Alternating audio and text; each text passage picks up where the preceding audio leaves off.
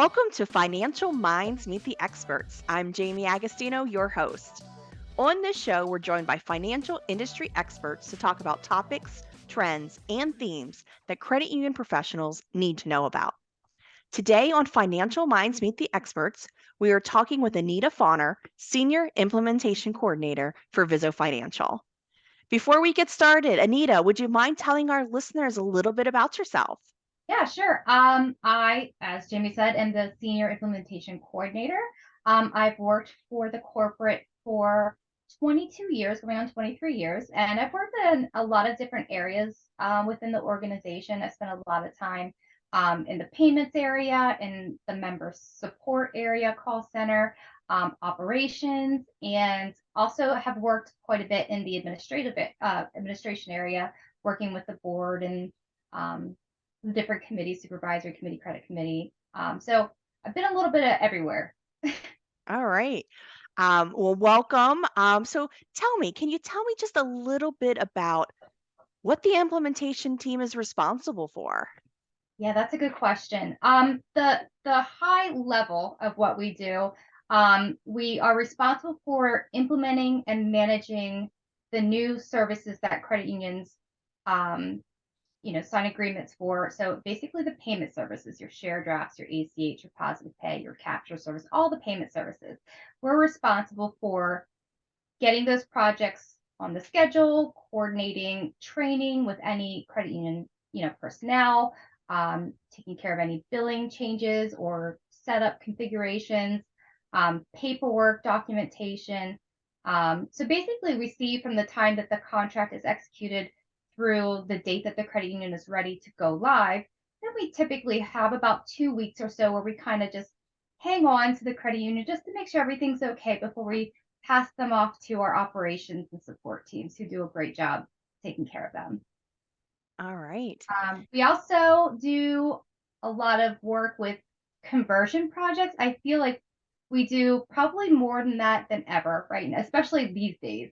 Credit unions are doing a lot of work with changing core processors, online home banking vendors, mobile banking vendors, even simple data processing changes. These are all considered conversions. And so we do a lot of work working with the credit unions and their vendors to make sure we've done a good job identifying any impact or changes for the services that we manage for the credit union to make sure it's pretty seamless. Then just some other administrative tasks that go along with managing those types of projects and billing and things like that.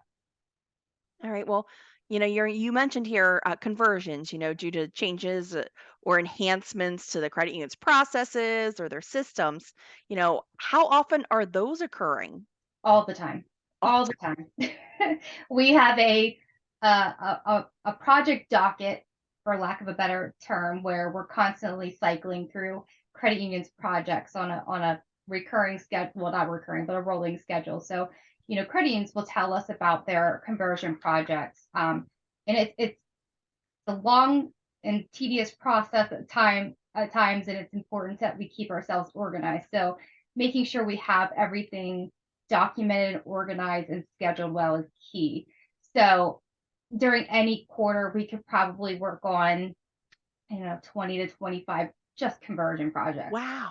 And that impacts any number. That's just the credit union project, not services impacted for each conversion project. So we're pretty busy. Wow, I just didn't realize it was that many. That wow. So like, when a credit union's, going through, one of these conversions or changes, I'm assuming it's more than just the credit union and Vizo Financial involved. I mean, how many organizations or who is involved in that?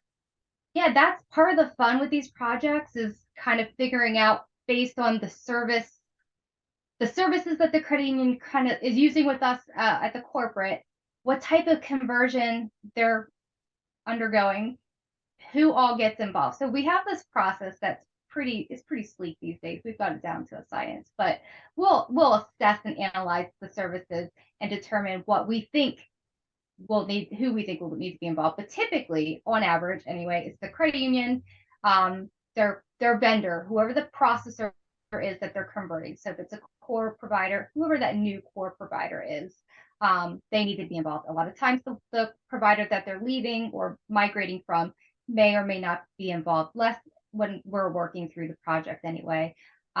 We have other departments here within the corporate that we may need to lean on, talking about operational questions or contracting or things like that. Sometimes the Federal Reserve might need to be involved because they might need to make some changes to some of their sending points and things like that, just to make sure those files are all flowing the way that they should. That's Okay. usually who we hear from. All right. Well, how long do these, conversions or deconversions take? Like when does a credit union need to start that process? No later than we need to know to make sure we can meet all those deadlines because there's a lot of moving parts. We need to know no less than 12 weeks before that conversion date.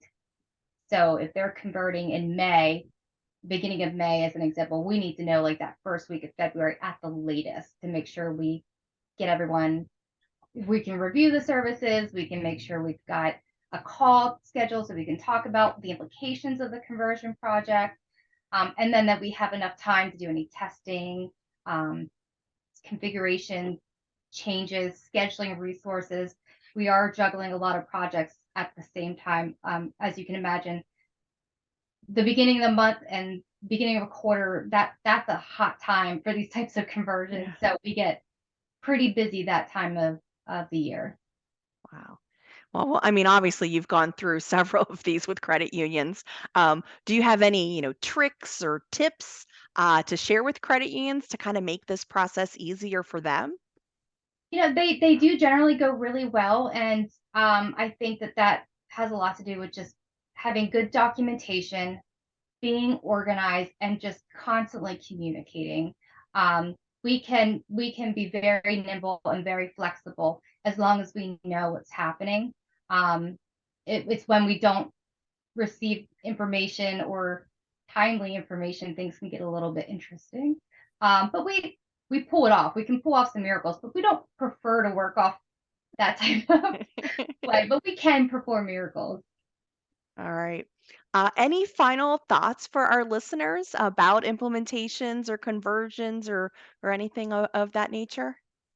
Just like if you have any questions about any of the services, or you're interested in learning more about the services we implement, or perhaps you've implemented a service many years ago and you've had some staff turnover over the years, and now you're not quite sure what to do with it. Reach out, let us know. Let's see what we can do to help you.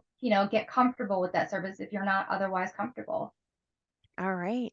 Well, Anita, I really appreciate you taking a few minutes just to sit down and talk with me and kind of share some information about the implementation team and some tips and tricks for credit unions. I really appreciate that. And then to our listeners, if you have a topic or you'd even like to be a guest on this podcast, please contact me at marketing@vfccu.org, because I want to make sure that we are discussing topics that all of you want to listen to. So, as always, thank you so much for listening and have a great day.